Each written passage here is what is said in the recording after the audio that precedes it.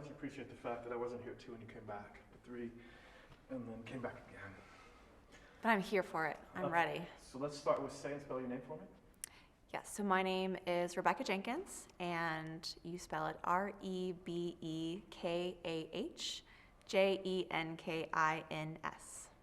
Okay, that's just so we get your name right. So from now on, don't look at the camera. Okay, just look at you. Yeah, Okay, gotcha. You and me, we're just having a conversation. Cool. Okay, so tell me, what do you do? So I am one of 6 founders of a company called Aria World AG. It's a regulated blockchain firm in Zug, Switzerland. A regulated blockchain firm? Yes. Wow, maybe you're going to tell me something I don't know, because I thought the only regulation in the world concerning blockchain was in Canada. Actually, in Zug, Switzerland, there is a regulation by FINMA that gives you the regulation as a virtual asset service provider. And so we are a blockchain company. We're actually the first and only blockchain company that's giving people access via cryptocurrency to purchase technology metals and rare earth metals. Wow, okay. Mm-hmm. So my head is going to be spinning, and hopefully my subconscious mind is going to loop back on that. And somehow we get towards the end of the interview, I'm probably going to have to end up changing cards at some point. Please remind me of that, because so much stuff goes on. That's the hardest part, is I forget things I really want to talk about. But since you said what you just said, I have to go there, because you're the first person I can really ask this question to. So we all know some sort of regulation is going to come. Right. Do you believe that, based on the recent history of regulations which Europe has basically forced big tech into, lightning cable being the last one, data privacy the first one, do you think that Europe is going to be the force that causes Web3 to find its proper regulation? And I mean proper in a very loaded term, as opposed to improper regulation that we all fear. Yeah, I honestly, just going back to my experience with the regulatory process I personally and my team had to go through with FINMA and VQF, we have a self-regulatory process that we went through, and this particular regulation as a virtual asset service provider was a very, very long and strenuous process. And just to be completely honest, it took us well over 6 months to get regulated. There were background checks, they checked all of our documents, and everything had to be shown. And I think that they're very, very thorough. And I think also maybe Switzerland moves a little slower than other countries because they're just checking everything so tediously. But I think that also is a good thing, because they are really doing their due diligence to make sure that we are a legitimate company that wants to offer a product to the community or to customers that's going to be good, that's going to have a good foundation, that is not going to be a rug pull in 6 months from now. And I think that was the vibe I got from the regulatory process with FINMA in Switzerland. And I think Zug, Switzerland, they called that area Crypto Valley, because it's such a hotbed for regulation and jurisdiction that is being created by a political system that is very bottom up and is very positive towards innovation and the technologies for blockchain and cryptocurrencies. And so I think, because they're so crypto friendly and they have so many research facilities that are bringing in top talent to help them keep world-class talent in Switzerland, that is encouraging more innovation and more technologies being created in that area. And I think that a lot of European countries, or just the world, can learn from what Switzerland's doing, because they have the mindset, we want to create a better industry. We want to do it better, that helps not only the companies that are putting on these cryptocurrencies and these blockchain products, but we also want to protect the investments of the community and the investors and the people that are joining those companies. Is English your first language? Yes, it is. So when you say regulation, I'm hearing verification. They're certifying you as a company. Right. So is there a straight up, these are the regulations, you have to do this, this, and this, and this, and then on top of that, they certify you as a company allowed to operate in this space? So with FINMA, they really care about like anti-money laundering. Like that's something that's super important to them, and also KYC. Like those are the two main things. So KYC is know your customer. It's a verification process that, like for example, on our platform, we have to do a like, are you a living person verification. So they do a questionnaire and they actually go on camera to show that they're a real person.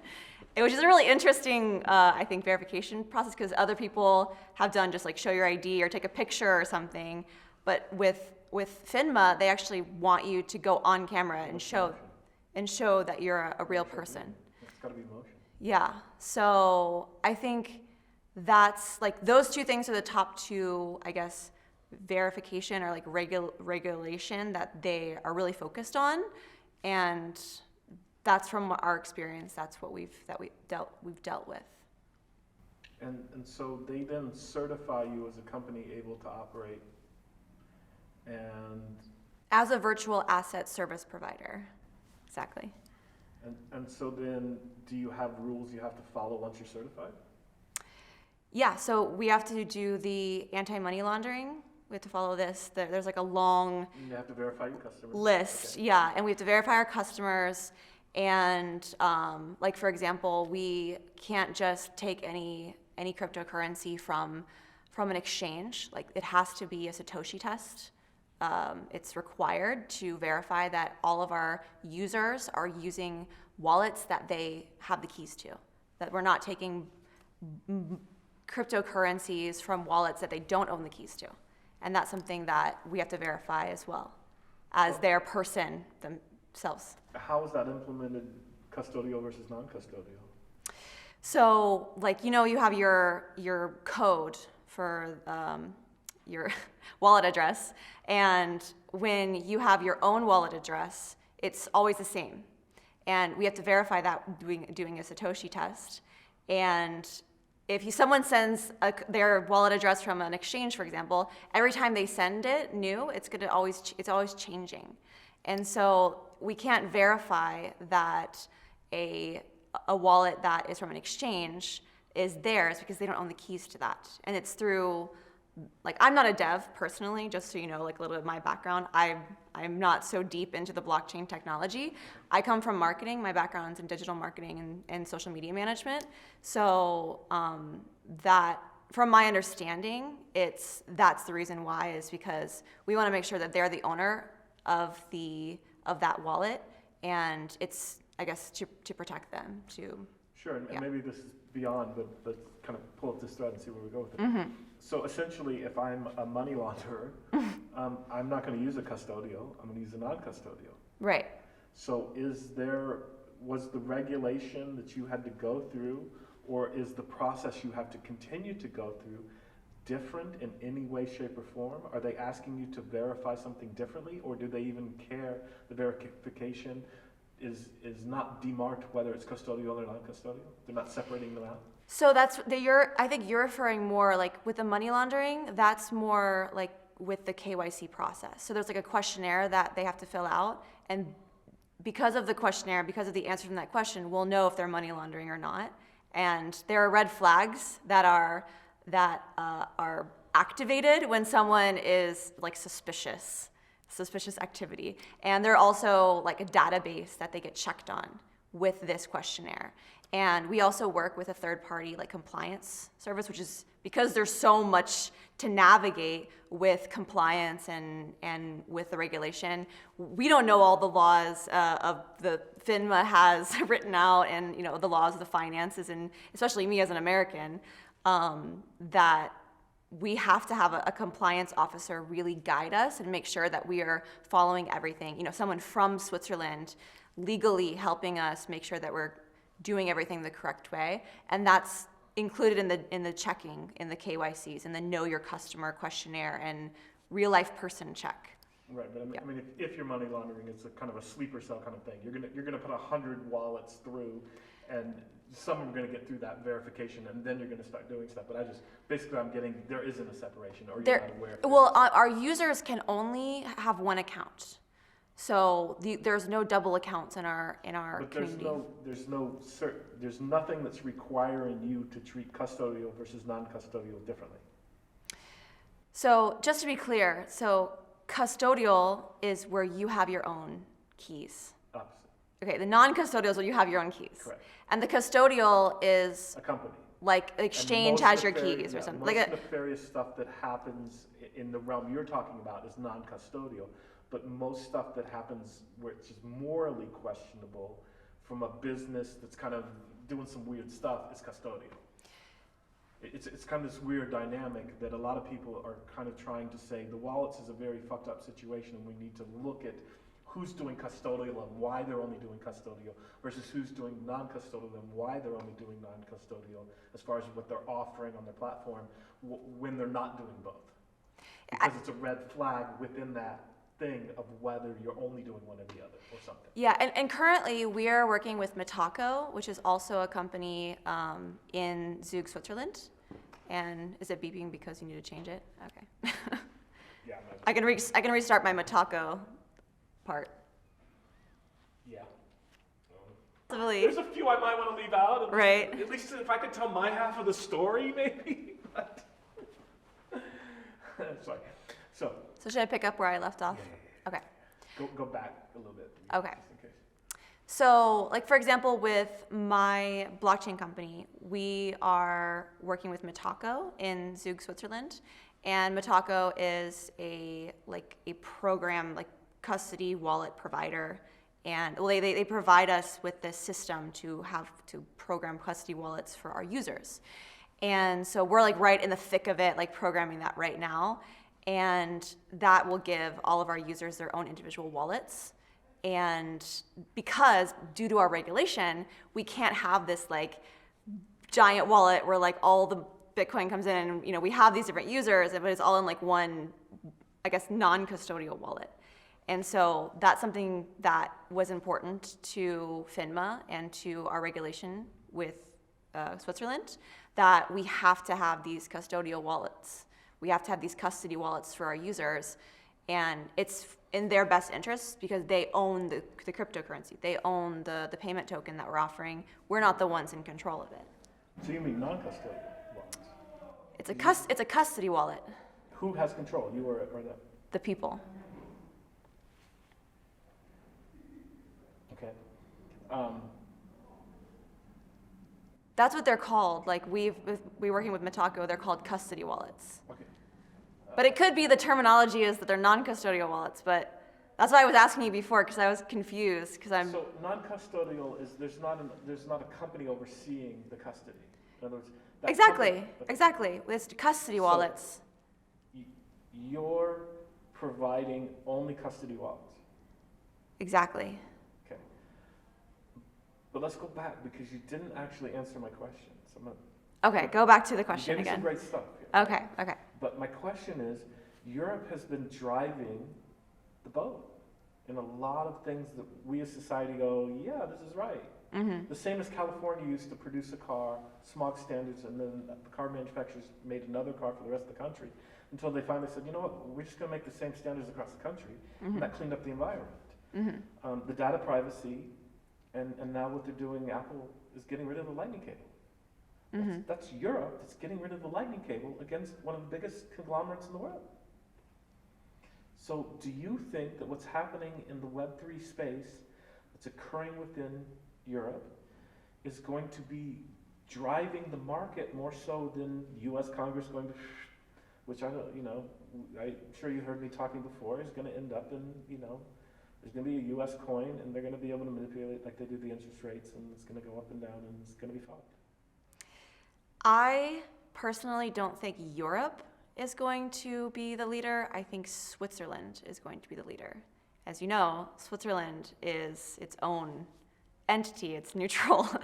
And I do believe because of all of the things that Switzerland is doing, and if you can go on Google or DuckDuckGo or wherever you find your information online, and read about Zug Switzerland and what they're doing to move the needle with blockchain technology and with bringing in really good blockchain companies and cryptocurrencies. And I truly believe Switzerland is going to lead the way in what they're developing as an ecosystem in their policies. And I think America specifically, as an American, I can also say this. Normally, America, I think, is really used to being like the top dog in like all the industries, or a lot of industries, and the rest of the world kind of following suit. And with this, I think America really messed up, or like they missed the mark with blockchain technology, and now they're, I guess, trying to make up for lost time.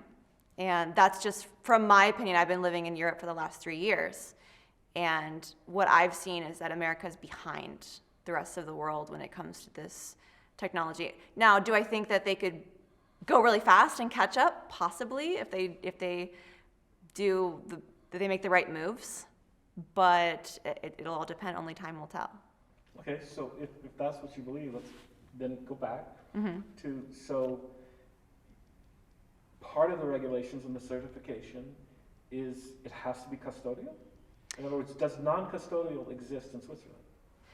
That's a good question. I don't know the answer to. But I know according to FINMA, like with the regulation that we have, you need to have custody wallets. So it could be that a different blockchain company that's doing a different project could have a different regulation, because what Switzerland does, they take each individual blockchain company and they customize, like, this is the regulation for you and for what you need to do according to our like guidelines. And so there's kind of like some wiggle room for every company that they bring in.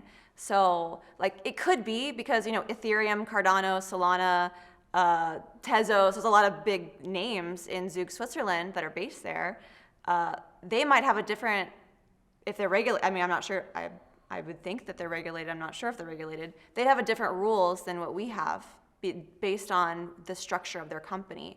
But it's within like these guidelines, I believe. That's how Switzerland does it. And I think that's not so severe of a regulation, and because it's more of like a guide to what the company should be doing to protect the people and to protect the community, as opposed to being like this strict, hard, fast, like these are the rules for every company, and it's just like black and white, and we're not flexible. Let me back up here, because maybe you're telling me something I don't know. You just said all these companies are based in Switzerland, or they have servers in Switzerland? They're operating in Switzerland, or they're based out of Switzerland? Like a lot of American companies are actually based out of Ireland for tax purposes. Solana was based out of Switzerland? Yeah, so actually, like if you go and look at these companies, like at their websites, you'll see Zug Switzerland on all of their websites. Like the biggest, best blockchain companies in the world are based there. Which ones? Like Ethereum is based in Zug. Cardano is based in Zug. Solana is based in Zug. Tezos is based in Zug. There's a lot more. And Mitaco is like we're the custody wallets. The best custody wallet company, one of the best I would say in the world, is in Zug. And if I could pull out my phone right now and like Google the companies in Zug, I think a lot of people would be really surprised at how many of them are operating out of Zug, which is really interesting. Yeah, I'm fully interested. Mm-hmm. I think I just figured out, or you just told me I have to go there. You should come visit. Definitely. I think somehow I just found out something I wasn't prepared for. But let me pull back a little bit here. When did the regulations that you have to go through get put in place? So for us, we got regulated the end of last year. When did it become a requirement to be regulated in that fashion? In other words, did these companies go there before or after regulation was put in place? I do not know the answer to that question. Okay. I'm not sure. Do you know why these companies are placing themselves there?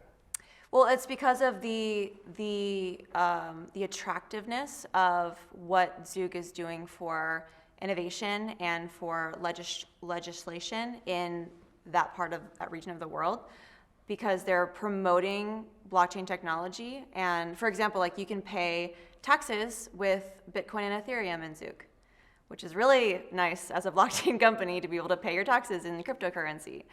And like I said, there's also these research and development centers in Switzerland specifically to create the best talent. And Switzerland is one of the richest countries in the world in means of like the average person being really, really wealthy. I think the average person in Switzerland makes like 6 figures at least. And so that not only are they attracting like really good talent, but they're also able to keep the talent there because there's a really good opportunity to make good money. And Switzerland, of course, is a beautiful place to live. It's fertile ground, there's a brain trust, and they're supporting the industry. Exactly. They're very supportive of progression and innovation in Switzerland. Well, that's interesting. I actually worked for a TV company out of there decades ago. Oh, really? Out of Zurich, or? Yeah. We did Really a cool. reportage on Ed Wood, of all things. Spent about a week with them, and they kind of indoctrinated me on all the things that I need to know, and it is kind of on my list of places I would love to go. But okay, so give me a second. Let me kind of get my bearings here. Okay. So, do you believe that crypto has a negative connotation? The word. I think that maybe for some people who don't understand what crypto is, it's like a scary word. It's like a mysterious word. But I think that a lot of people want to learn about crypto. I think there's like an interest. I think it's an interesting word for a lot of people. It's a buzzword. And I don't think there's a negative connotation because it's something that a lot of people don't understand. But it could be because of the lack of education that's when it comes to like mass adoption or just international understanding, that there could be more education around it to help people feel less nervous or scared of the word crypto or cryptocurrency. Do you think that there needs to be some sort of entity that creates these common terms, almost like a Webster's dictionary, or I use the emojis kind of board? Does somebody need to say, you know what, like we need to kind of, if we're going to get to mass adoption, there has to be some sort of PR campaign, and if we're going to convert the elderly people, the people who are dragging their feet here, especially those who are well versed in the traditional stocks and bond market and that whole mindset, if we're going to convert these people, we need to make the term, like digital twin says everything you need to know, right? And you can then throw in another word to it that is specific to your business within the blockchain world.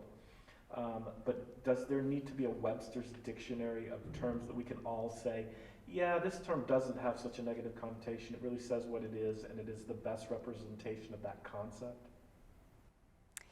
I think we're still very much in the beginning phases of education with blockchain technology and cryptocurrency and NFTs, like all of these buzzwords. And I think there is a lot more education that needs to be developed for people to really have an understanding of what the heck we're doing in Web3. And I actually personally, started a women's cryptocurrency and Web3 initiative to get more women into Web3 and onboard more women into Web3, as well as support the women who are doing good work as founders, as people working in the industry.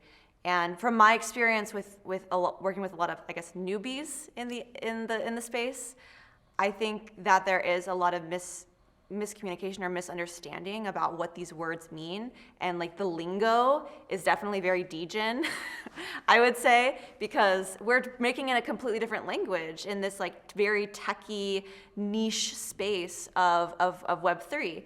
And so like I know personally I can go on and Google, there's tons of websites out there that explain what each word means. So I think we're getting closer to having better understanding, but we're not anywhere near close to understanding what is happening in the space when it comes to education. Like there's not like a centralized educational platform that everyone knows, okay, go to, crypto.com and like you'll learn everything you need to know about these words and about cryptocurrency trading and Crypto 101. There's a lot of gurus out there that try to do education and try to help people kind of get onboarded and know what the heck we're talking about. But at the end of the day, if you're a new person in Web3 or in crypto or in NFTs or any of those hype words or any of those buzzwords, you go onto a Twitter space as a newbie and you're trying to understand what people are talking about. If they're talking about a project, they're talking about technology, and you're just like, spinning, your head just spins around because they're using so many words like all at once. There's so much jargon in the space right now that it does create a sense of culture when you start to understand those words. But for new people, it's really hard to come in and like just feel like you can be integrated immediately. So I think we're very, very early on when it comes to the actual education of mass adoption education. I think that we are not anywhere close to being like mass adopted because there are so many things that are not working. I wouldn't say not working, but they are not developed enough in cryptocurrency. They're not far along enough in blockchain for us to be everywhere. I want to get to what your perceptions of the things that would need to happen to get to mass adoption, but I want to get a little further down the road before we get there. If I somehow forget, please remind me. Okay. But what I want to go to next is a very kind of simplistic question, a kind of a straightforward answer, and then you go wherever you want to go. Okay. But every time I ask this question, I have yet to get a no. Can blockchain technology save or change the world into a better place? Absolutely. Absolutely. I think that blockchain technology has so much potential to make the world a better place. And I'll give the example of I was talking to a doctor last night at one of the dinners, the VIP dinners, and he was talking about how you can perform a surgery remotely. There could be a doctor in America performing a surgery in Thailand or in China or something. And he was saying, my wife's a gynecologist and she performs surgeries like 15 feet away from her patients. So what's the difference between doing that or doing it like in another country, like via a computer, like because robots are doing so much now. And I think of that as like the innovation of technology, but on the Web3 side, blockchain can help so much with like, I'm using a medical example, but like just tracking medical records. Like I've been moving all over the place for the last 10 years. I've been in America and now I'm in Europe, and like just keeping track of my medical records is such a challenge. I do everything with like papers and I have files and stuff, and I try to do things digitally, but there's just not a system that is good for tracking all of those things. And I feel like there's so many use cases for blockchain technology to just make our world a more efficient place.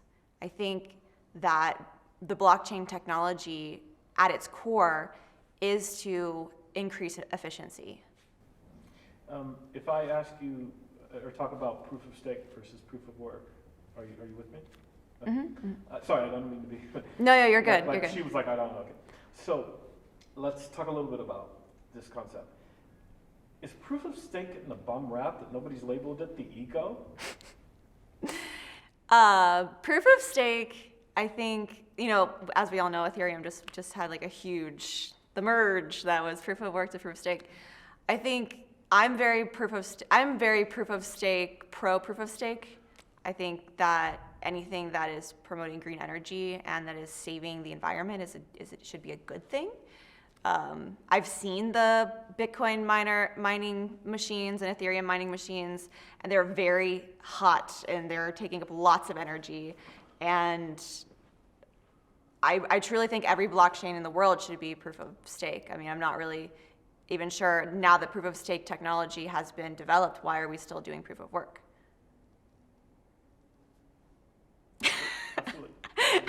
Wait. Okay, sorry. It's going to get really fun here. Okay. And I think you will too. So why hasn't it gotten slapped with the organic label I see on everything? Why Am I not constantly being bombarded by Cardano is the ego of, a year ago, 2 years ago? Now that Ethereum's done it, okay, that time has passed, but why has the eco label in a world in which everything is green? I mean, everything. Mm-hmm. Why did it not get that label, and then people pushing it as that is the advantage? I think people are starting to see the big picture now because there's like a big green energy movement that's happening, and I know personally with my company we work with rare earth metals and technology metals, and so a lot of our metals are supplying the infrastructure, like the materials for these green energy equipment and technologies to be developed. And you see like companies like Tesla who are looking left and right. Elon Musk, I think, is a great visionary of our generation, that he's really aware of what's happening in the world, and that every company, just like Tesla or just like Ethereum, can take a good look at what they're doing and assess how much their carbon footprint is affecting the world and see how they can do better. I think every company, whether you're Web 1, Web 2, Web 3, Web 4, whatever, you can take a look at your company, you can take a look at yourself and ask, how can I do better? How can I do the next best thing that's gonna help my community, that's gonna help my company and the image of my company, but also it's gonna help the world. And I think that companies like Ethereum inspire me because they took a good look at themselves and they put the work in, and they were like, no, we're gonna go to proof of stake and we're gonna make a change. Regardless of how freaking huge Ethereum is, that was a big change. And they killed it, they nailed it. And I think that they can be the role model for a lot of other companies to follow suit. That's interesting, because one might argue, yeah, they started talking about it in 2017. It took them 5 years to do it, and are they really the heroes? Right. I mean, that's a good point you bring up, though, because people get upset about how, there's companies that make promises and they don't follow through. But Ethereum followed through. Like, regardless, it took them 5 years or 10 years, whatever, they stuck with it, and I respect them for that. And I'm sure it was fucking hard. That entire time, 5 years, and people probably harassing them on Twitter and on social media and probably on their website and in the support chat. And they're like, when the heck are you gonna move to proof of stake? And now that they've done it, it's like, wow, like Ethereum did it, and no one can give them shit about it because they freaking did it, Yes, and my next line of questioning might be semi-obsolete because they've done it. But let's just follow this thread, if you will, follow along. So I need to start with, is proof of stake more or less secure or safe? I would say that, of course, I can't speak from like a technical, I can't give you a technical answer because I don't know the technicalities of it. I just know that proof of stake is not as energy taxing as proof of work. So I'm not sure if I can comment on that. Okay, so I'll lay out the philosophy for it. Yeah. The philosophy is, I'm putting up my money, I don't want to lose my money, therefore I'm going to make sure it's not a bad actor, and I'm going to do everything I can to make sure that this goes through. Mm-hmm. Okay, so therefore it's more safe. Okay, and then people who believe in proof of work will make another argument against it, and almost everyone who is tech savvy, every time I ask them that question, goes, well, that remains to be seen, or nobody knows, or they give this type of question. Yeah. But essentially, if a block is denied, can you wrap your head around, and maybe this is tech beyond, but is it possible that we could have a system that's kind of a hybrid, where if proof of stake block gets denied, the hash is declined, Mm-hmm. can we then move to a secondary verification that's proof of work, where we go, oh, let's spend the energy now to see what's going on here? I'm a big fan of hybrid technology, so I think if there's a way where you can even have like a half solution that's going to half increase the sustainability of a product, then even speaking as someone who's like non-technical, I'm not a dev, but I think if there's an option to have a hybrid, I think that's a great idea. I would be for it if it's possible. Thank you. You're welcome. Okay. You got to give me a minute because sometimes. Yeah, I could remind you about some stuff. The one that I told you about, and also add the mineral stuff too. Okay.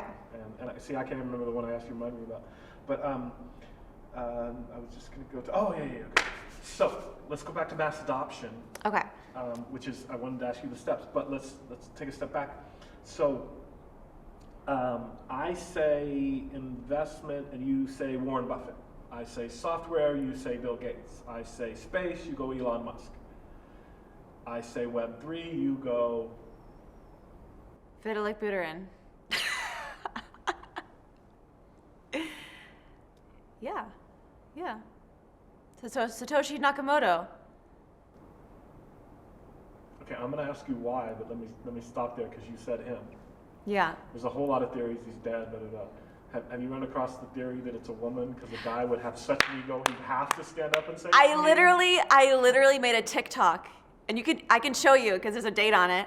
I made a TikTok and I said, I have a theory Satoshi Nakamoto is a woman, and if you wanna hear my thoughts about it, then you need to like this TikTok 1,000 times or something. But no, I didn't get 1,000 likes on my TikTok video. I got 2. Give me the theory. But give me the theory. I don't have a solid theory. I just think it would be funny. I think it would be really funny if Satoshi Nakamoto was a woman. How shocking it would be, because there's so many men in the industry, and the industry is led by men. That if Satoshi Nakamoto happened to be a woman, it would just be, I think a lot of people would be, it wouldn't be a negative thing, but it would definitely be a shocker. It would be a shock and awe. Okay, but in reality, that's not an equivalent, because Warren Buffett is always out there making his statements. No, even when they're ridiculous. You couldn't give me all the crypto in the world for $1, because it's not tied to a good and service. Okay, I get the concept of things should be tied to a good and service, but all the crypto for $1, come on, it's ridiculous, right? Or he could just buy a stable coin. Okay, I don't even know, but Yeah. Elon Musk is out there on Twitter. They're out there. They're working within the thing. So I know you gave another name, which I've heard. I know nothing about. I've heard the name a couple of times, once or twice. But tell me why and who this other person is. But I'm trying to get to you said a name. Why do you believe that is the person? Vitalik Buterin is he's the face of Ethereum.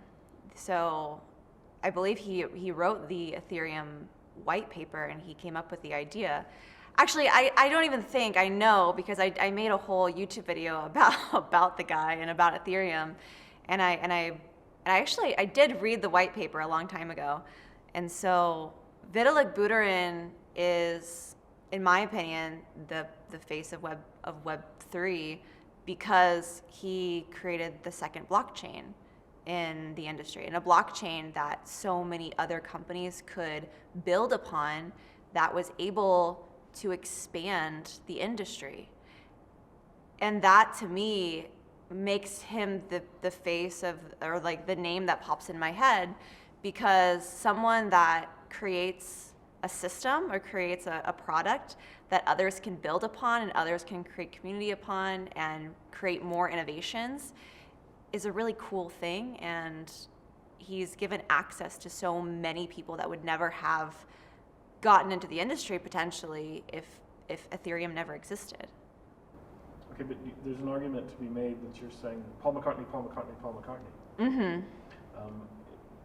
Again, there was 5 of them. Maybe I'm misinformed or know a little bit. There was 5 of them. One of them is causing a great amount of controversy just recently. And there's a lot of splintering, and whether that's good for the industry, bad for the industry, let that go. But let's kind of dive down into Ethereum on a deeper level here. So they've gone proof of stake. The bubble has burst. I'm no longer going to accept it when people who have the icon with the lasers are telling me it's going to go to 100,000, all this stuff. Okay, it's not gold. It's not recession proof. It still is exactly what it's been all along. And you have to understand, the first time I heard about blockchain, I didn't get it. I had a 30-minute conversation with a guy. He told me the whole thing. And I was a fucking idiot. I should have given him the 10 grand to create a server farm. He was looking for 5 people. No, I should have taken the 10 grand and bought it. No, I should have taken $1 because it was trading at 56 cents a coin at the time. I was an idiot. Yeah. Okay? And so There's a lot of pain in those statements, yes, I know. I'm sure you can feel it. I'm sure you can. Yeah. I'd probably be dead. That much money wouldn't have been good for me. That's my justification. Yeah. But I've been paying attention a little bit along the way.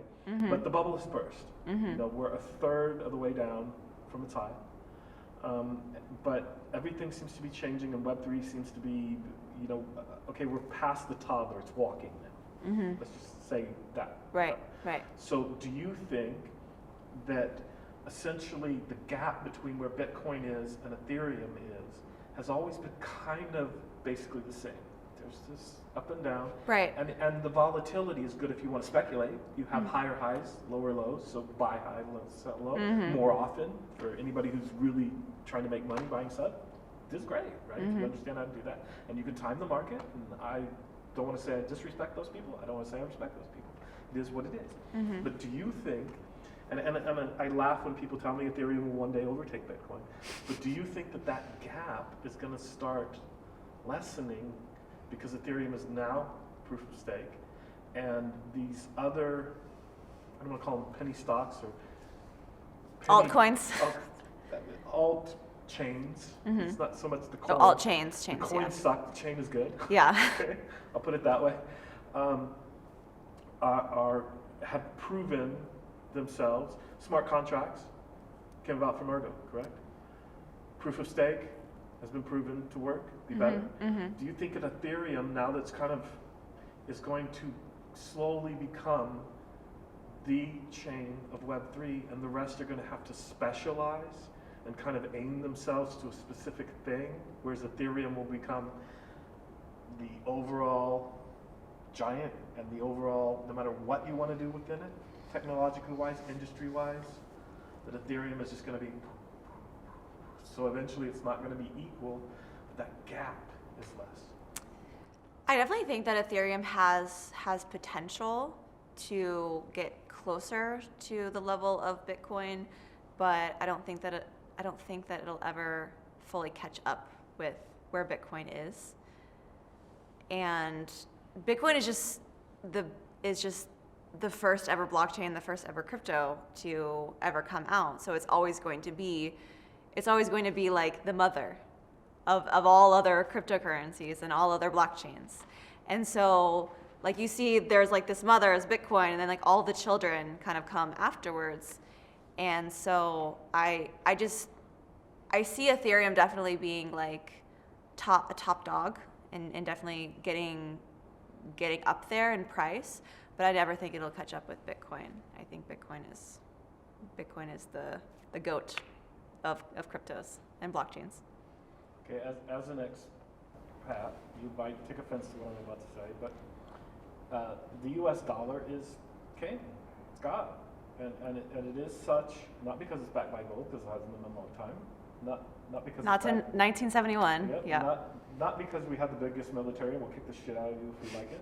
Not because we have the best credit, we can borrow from wherever we want. But it's God, because I get off my ass at 6 in the morning, I go make money, and I pay my taxes. So if the U.S. were to suddenly say U.S. coin, and you know, maybe they put in the jurisdiction of the Fed, maybe they make a crypto Fed that can manipulate the same as they do interest rates to burn the tokens. I don't know if you're familiar with this. Yeah, our platform has a burning program as well. So that manipulation built in to keep it stable. Where would you foresee the current landscape accepting, not accepting? What the fuck would happen? I think if the U.S. actually succeeded in creating whatever their digital currency that they're trying to come out with, I think it's going to be. I mean, it just depends. Like, if they come up with their own blockchain and their own form of this currency, then could it be a potential competitor with Ethereum? I think maybe one day if they do it right. But at this point, right now, it's too early to tell just because it's all speculation, right? It's just my opinion versus, Joe Schmo's opinion or Sally Sue's opinion. And personally, I just don't know where the U.S. is going, because every day I feel like there's some new thing on the news of what the SEC is doing here, or what the U.S. is thinking about doing here, and I just have no idea what the future holds for the U.S. digital currency. Do I think it's going to be a good thing for the world? I don't know. Like, I'm a little bit concerned, actually, of what the U.S. is planning to do in concerns with regulation and in concerns of this digital currency they want to come out with. I hope that it's going to be for the greater good of all the people that are already in the blockchain community and the world. Sorry, I want to be like totally like an asshole. Like, you hope? Are you naive? How Pollyanna of you? You really think that they're not going to release a coin and then heavily regulate all the rest of them? Oh, so God. Shoots to the top? That's why, Are you not cynical enough yet? Sorry. I'm not Yeah. Let's not even go there. Okay, so next question. Right. What is Web 4? Web 4, gosh, I'm still trying to figure out what Web 3 is, man. Like, there's so much to Web 3 that I don't even really fully understand the power of Web 3. To even talk about Web 4, I mean, that's over my head right now. I don't even have a vision of what Web 4 would be like, because I feel like we're not even through with developing Web 3. So to be continued with the answer to that question in maybe the next year, or 2 years, or 5 years, who knows? My favorite answer was teleportation. Didn't even test it. Teleportation. That could be an answer. I was actually thinking about that, but I was like, I have no idea. Yeah. Some of the better answers were, can we just get Web3 stable first? And, but basically, I'm saying what's the future. But that's great. That's great. Mm-hmm. So let me ask you this. Or let me frame it and then ask you the question. Okay. This is a clusterfuck. And nobody knows what the fuck is going on. Nobody's in control. Everybody's doing their own fucking thing. Mm. There seems to be a lot of infighting and a lot of bullshit and this and that, and it's just, right? It's right. a frenzy, and it's unbelievable that everyone in the industry says, this is the future. It's so wonderful. Yeah, look at the chaos in it. Mm-hmm. What happens when we add AI to the mix? AI, I think, is a really great technology that could really help in a lot of areas and applications. Like, for example, I love how AI can customize a lot of things for me and my likes and my interests online.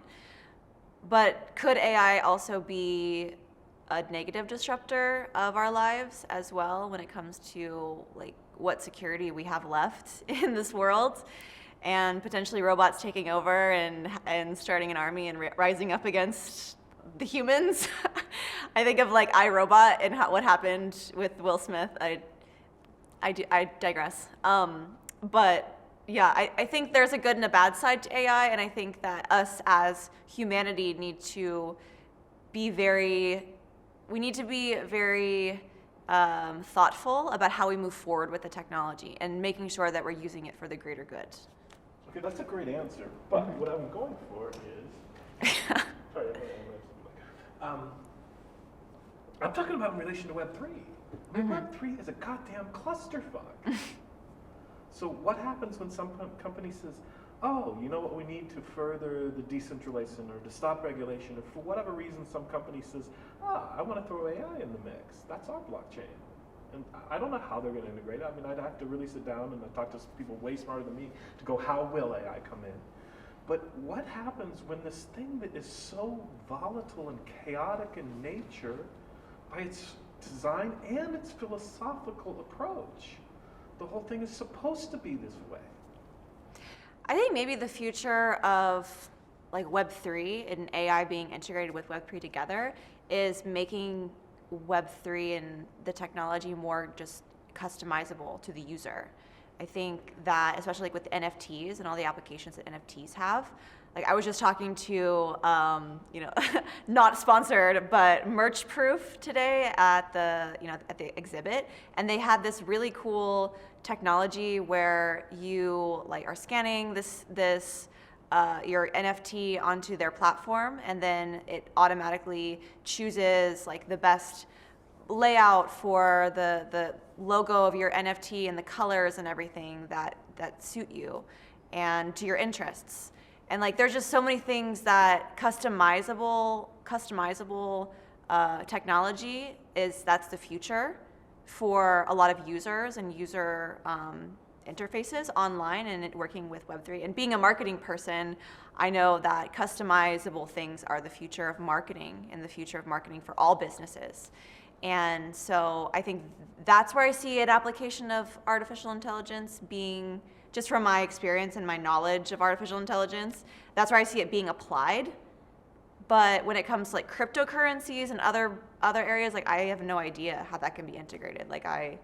It really goes over my head. I think the technology, in my opinion, is so new that I wouldn't even know where to start with where that would be put into place. Still great stuff, and I'm sure I might find a soundbite in there.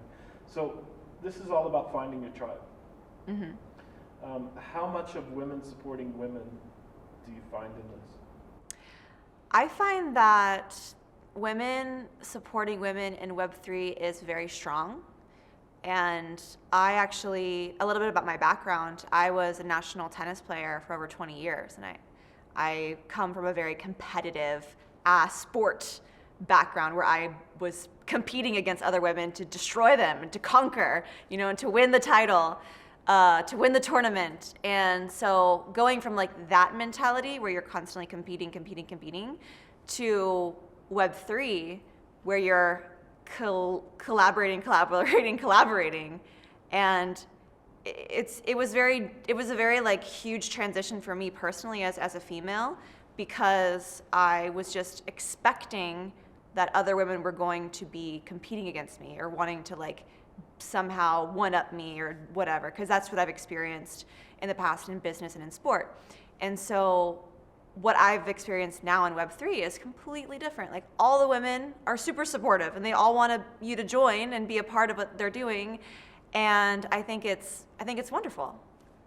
Okay, so let's get back to what do you see as the steps or the building blocks that still need to be hit to get to mass adoption?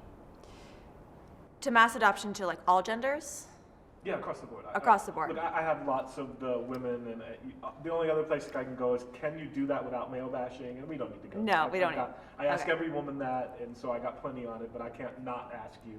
Okay, so talking about mass adoption, I think we are nowhere near mass adoption. I actually thought we were near mass adoption last year when there was like this amazing like bear market and all the NFTs were blowing up and like everything was just like super just jiving last year in 2020, at the end of 2021.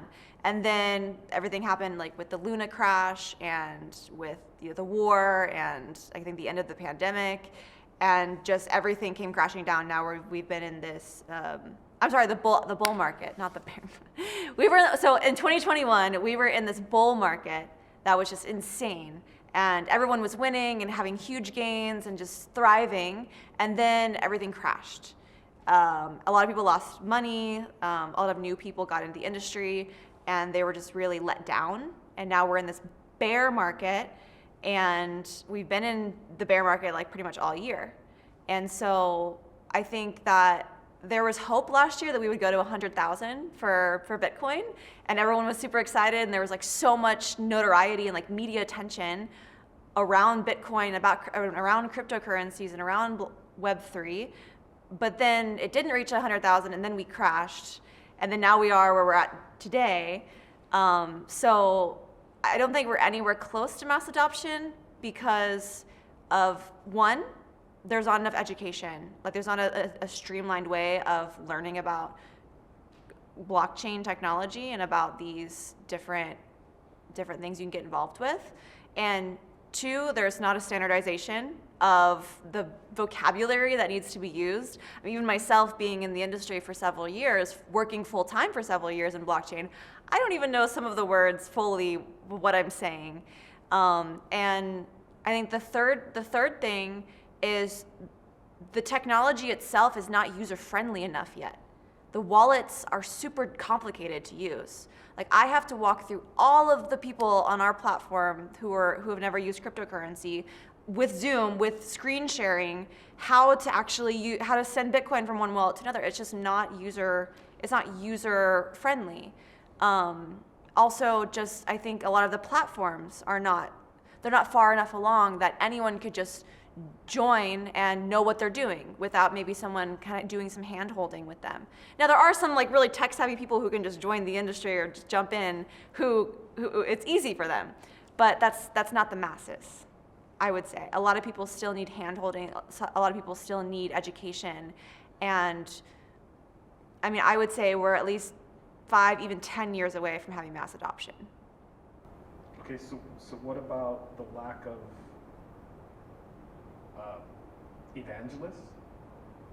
A famous person who's not in it for the money or for the notoriety, that's leading the way, the Jesus, if you will, of the industry, that says, hey, this is the way, this is the light, what can I do to get you to see the light? I think there are celebrities that are starting to jump on the Web3 bandwagon, and they're sharing in their communities about the technology of the future. I still think that it's the few, it's not the many. And yeah, I just think that we're going in the right direction, but we're still in the early stages of reaching the masses. I think we're starting to let the masses know we exist, but there's not like this mass adoption where it's the norm for everyone. But do you think, I mean, if Taylor Swift all of a sudden said, blockchain, blockchain, blockchain, I mean, isn't that part of these 3 things or 4 things or however many you listed? Is that not really a critical point of mass adoption? Has to be a public figure that's already public. It's not going to be somebody who rises up through the industry. It has to be, in my opinion, feed off of it wherever you want to go. But doesn't it have to be somebody who's respected by both the young and the old? Because the young are already on board, right? But it's got to be something where grandmother, mother, and daughter, 65, 40, and 20, all respect this person and see them as, oh, that's great. And I don't know who it is, Katy Perry, Taylor Swift, Billie Eilish. I guess what I'm hearing you say is like, is there just one person, like an evangelist, or like the one person that's going to lead the way for mass adoption? I don't think it's one person. I think it needs to be a lot of people. I think that one person is not enough for mass adoption because it's such a complicated industry, it's such a complicated technology that nobody really understands. And a lot of the celebrities that are jumping on the bandwagon, I don't even think they understand fully what they're getting involved with. They just think it's shiny and it's the new thing and they want to be a part of it. And it'll help them with their marketing campaign for whatever they're doing, or help them sell their products, their merchandise. And so I think it's going to be a collaborative, collective group of people that need to get on board who are prominent, who are celebrities or well-known, that will help deliver the mass adoption. Do I think it's going to be one person? Mm-mm. Okay, great interview, and you're absolutely right. Jesus didn't do anything. The disciples wrote the books in the seminary. Right.